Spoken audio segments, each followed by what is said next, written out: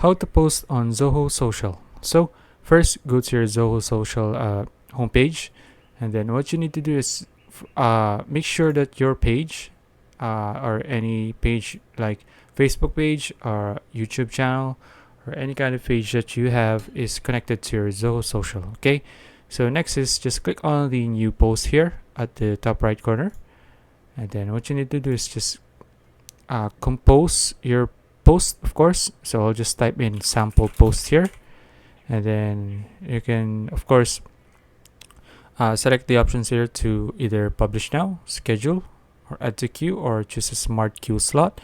And of course there are other options here as well. You can play with this if you want, and then you can either save draft, and since we want to post here, just click on post now and you're done. So that's it. If you found this video useful, please like and subscribe for more videos like this. See you in the next one.